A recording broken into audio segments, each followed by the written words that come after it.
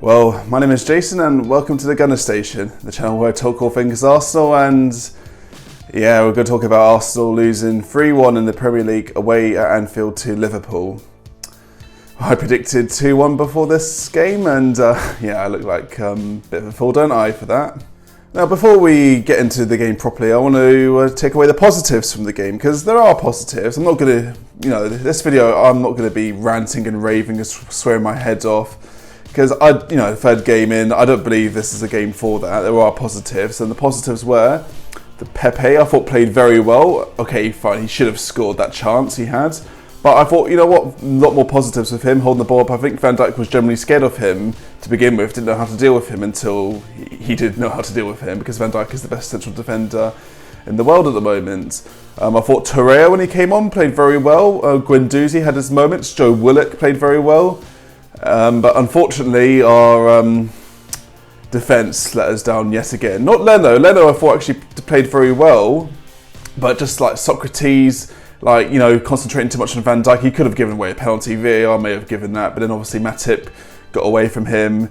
And then David Luiz, unfortunately, got yellow card for pulling Salah's shirt, and then for the second Salah goal, he couldn't touch him, so Salah just goes right past him. Monreal, where was he? And thankfully it wasn't 4-0 or 5-1 again, so that's an improvement, right? But yeah, no, not a good day in the office. I mean, apart from the three players I've just mentioned, very bad day in the office. Ceballos, he got all the plaudits, rightfully so, for the Burnley game, but very disappointing today. He kept losing the ball. Guendouzi kept losing the ball. I thought, positive signs with Guendouzi, but so with Willock. Granit Xhaka kept losing the ball. Aubameyang, I thought, started off well. He could have scored some goals, but then he just faded and became very ineffective.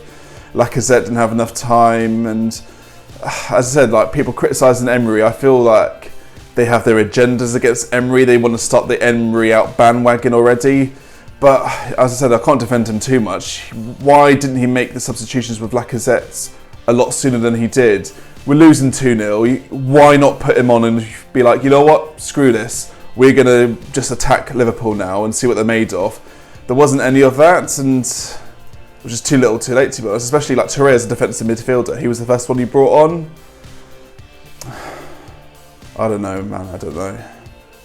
I was optimistic about this game beforehand, and I said I wasn't deluded, but perhaps I was. I just thought, you know what, we could give Liverpool a better game. Like, Adrian did look very shaky at times, but as I said, we just didn't test him enough, really. I could see, at the first half especially, I thought, bit of an even game. I could see what Arsenal were trying to do. Like, Monreal and Ainsley Maitland-Niles were not going forward. They were just being very compact and trying to hit them on the break with Pepe and Aubameyang's pace.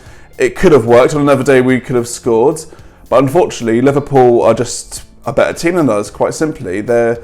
It's going to take more than 3 transfer windows for Arsenal to even get near to a level of Liverpool at the moment. They've had years of this build and of Champions League winners for a reason. Gary Neville said on Sky that Anfield is perhaps like the worst place to go to, worst away ground at the moment to go to. I would agree with that. I think it is more difficult than the Etihad, purely because I think Liverpool have got a better team, and Manchester City, their stadium hasn't got much atmosphere compared to Liverpool's. Yeah, no, I was very disappointed, really. Perhaps I should have been a bit more wiser and decided Liverpool were going to beat us. But, I always wear my heart on my sleeve and support Arsenal, and I did think we had a genuine chance, and I think we had the chances to do so. So it's just unfortunate it fell apart like the way it did in the second half. But, I think the positives were that they kept, despite the fact that it was clearly over at 3-0, they did try to keep going, and obviously got a goal, could have got a second goal, but it just wasn't to be, unfortunately. So Liverpool are the better team, and they're a team that we should strive to be in a few seasons' time. I don't agree with Emery out, but there we go. I think, if it was up to me, I would have played Lacazette, Aubameyang and Pepe, and I think Emery will learn from this and hopefully play the 3 of them in the future together. And then from that point onwards, we can build our dynasty of how Liverpool have built their dynasty. And then, in transfer windows, we can get a central defender, a new one, and then just improve the team until the point where, Arsenal are going to be a big force again in English football and maybe even European football again. But that does take time, and I feel we do have to be patient with it. There's no point of, you know, swearing our heads off and ranting and raving about the Cronkies or any of our players or Unai Emery out. None of that. I think, you know what, let's just take the little positives we can get out of this game and move forward with it. You know, I saw enough today that suggests that, okay, fine, Liverpool and Man City, we're not going to touch them. Tottenham probably still have the better first 11 than us, as begrudgingly as it is for me to say. But then you got Chelsea, you know, new manager, the transfer ban. They didn't look convincing against Norwich today. And then you got Man United losing at home to Crystal Palace. I probably shouldn't laugh because we lost, but you know what? I think that we will do better than Chelsea and Man United. At this time, I am saying this. I believe we will do better than Chelsea and Man United and finish above them. End of the day, if we get Champions League football by hook or crook, that's all that matters. If Tottenham finish above us, but we get Champions League football, who cares? We've got Champions League football. That's the aim. And I saw enough today from Pepe and a few other players to suggest that, you know what, we can get Champions League football this season. So we're going to the player ratings. Start with Bernd Leno. I thought he did a lot better in this game, despite the 3 goals conceded. I thought he did a lot better in this game than the Burnley game, a lot more convincing. As I said, it's more of an Emery tactic for him to keep kicking the ball in our box and just inviting the pressure. But I believe he, you know, from the few shots he did save and that were handled very well. So for Bernd Leno, because of the 3 conceded, I can't give him too high of a score, I suppose. Bernd Leno, I'll give him a 6 out of 10, a bit above average performance. So 6 out of 10 for Bernd Leno. Ainsley Maitland-Niles, he stayed back in the defensive plan, made a few goes forward. I thought he did better than Monreal, but he still wasn't the best of games for Ainsley Maitland-Niles, so not particularly bad, so 5 out of 10 for Maitland-Niles. As for Monreal, I just thought, I don't rate Monreal anymore. He's been a great servant to the club, but I feel like he's still living off the back that he got like about 7 or odd goals a few seasons ago, and people still think he's the defender he once was. I can't wait for Kieran Tierney to come in and obviously take that spot now if it's Kolasinac isn't going to play. Monreal, I'll give him a bad performance, wasn't it? So for him, he gets a 3 out of 10. 3 out of 10 for him. Socrates, again, I just feel like the first goal was his fault. Did some good defensive blocks here and there, but nothing too convincing. I'll have to give him a 4 out of 10. As for David Luiz, he had 2 goals were his fault. I can't give him a 4 out of 10 like Socrates. He'll get a 3 out of 10 for me, for David Luiz. But we knew this sort of thing could happen with David Luiz. But he's still, as Jamie Redknapp said, I was going to say Carragher there, but Jamie Redknapp did say like he is better than Koscielny, he is better than Monreal, David Luiz. So he's going to have these sort of games, but it's not going to be perfect. But today he wasn't up to it. In the middle, Guendouzi, as I said, had his moments and whatnot, but he would be a 6 out of 10 for Guendouzi. It wasn't the perfect performance by any stretch of the imagination. Xhaka, didn't really notice him at times. He'll have to get a 4 out of 10. Willock, I did think performed actually quite well. Even when he lost the ball, like he'd get it back quickly and still strive to go forward.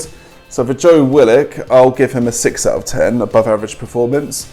Ceballos, though, unfortunately, it's a bit of a downgrade from his performance against Burnley. He didn't have the best of games, kept losing the ball at crucial times. For Ceballos, I'll have to be a 4 out of 10 performance as well. Then you go into the front 2. Pepe, I thought was our man of the match.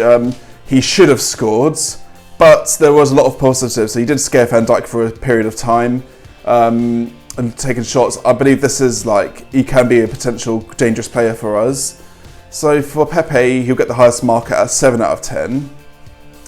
Aubameyang, especially the first half, I thought he did a lot of goods. He could have scored as well, but then he just faded the second half, and as I said, they marked him up pretty easily. So for Aubameyang, 5 out of 10 for Aubameyang. The substitutions, Torreira, I thought, again, he did very well, got his goal, but he made a difference. As soon as he came on, I noticed him doing a lot more than Xhaka or Ceballos. So for Torreira, I'll have to give him the same mark as Pepe, a 7 out of 10. Who were our even substitute? Lacazette, yeah. Lacazette didn't really have time to do much. I'll give him a standard 5 out of 10. Did we bring up Mkhitaryan? Didn't do anything, did he? It was too late for him to do anything. 5 out of 10 for Mkhitaryan as well. And as for Unai Emery, I feel like initially he had the right idea, right tactic to go against Liverpool. but perhaps he could have played 3 at the back, or when it went, especially when it went 2-0 down, never mind 3-0 down, he could have changed the tactic and brought Lacazette on a lot more quicker. He didn't do that. So for Emery, have to be a 4 out of 10 for Unai Emery. I'm sorry to say that. So yeah, those are my player ratings and my match review for Liverpool 3, Arsenal 1. Let me know in the comments below if you agree with my analysis. If you enjoy my videos, I'm sorry I'm a bit downbeat today, well, understandably so in my opinion. You can subscribe to my channel or give it the thumbs up or a down, I don't know, it depends how you feel on the performance. If you wish to, you can follow me on my Instagram as well, it's been in the description below. My name's been Jason, and I'll see you soon for the next game. Take care.